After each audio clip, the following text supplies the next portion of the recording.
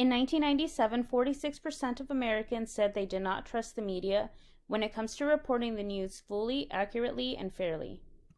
In a 2007 poll of 1,010 adults nationwide, 525 stated they did not trust the media.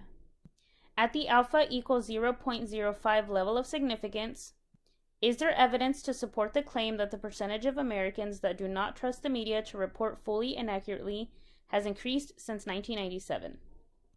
First, let's determine P0, N, and X. P0 is the proportion or the percentage stated in the problem, which is 46% or 0.46. N is the sample size, which is 1,010. X is the number of people that satisfy a specific characteristic, and that's 525.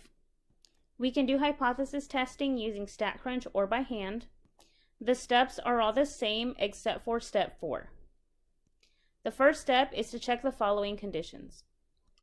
First, we have to check that the sample is obtained by simple random sampling. We can assume that the sample was obtained using a simple random sample, so this condition is satisfied. Next, we have to check that NP0 times 1 minus P0 is greater than or equal to 10. N is 1,010 and P0 is equal to 0.46. Let's substitute the values. Type this in your calculator and we get approximately 250.9. This is greater than or equal to 10, so the second condition is satisfied. Now we have to check that the sampled values are independent of each other.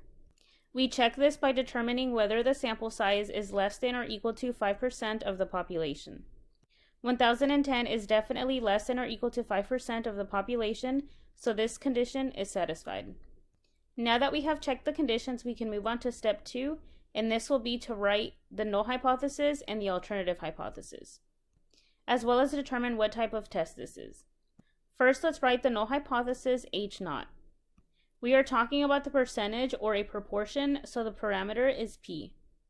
And for the null hypothesis, we always have equals, and this will be equal to P0, which is 0.46.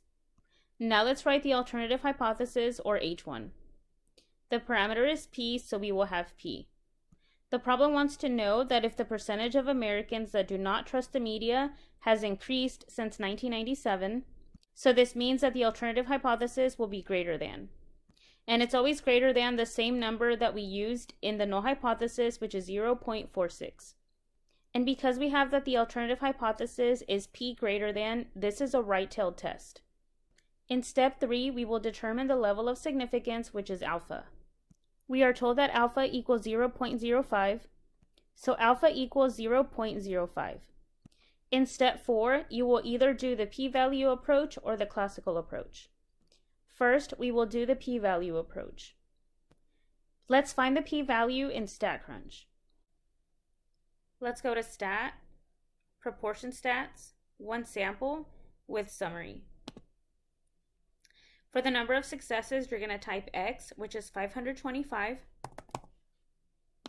And under number of observations, you will put the sample size, which is 1,010. Then you will select a hypothesis test. And we have here that H0 is P equals, and then here you change the value, and this is 0.46. Then we have that the alternative hypothesis is P greater than, so we change this to greater than, and now we press compute. So here we have the p-value, and here we have Z0. StatCrunch tells us that the p-value is less than 0.0001. In step 5, we will compare the p-value and alpha. Remember that alpha is 0.05.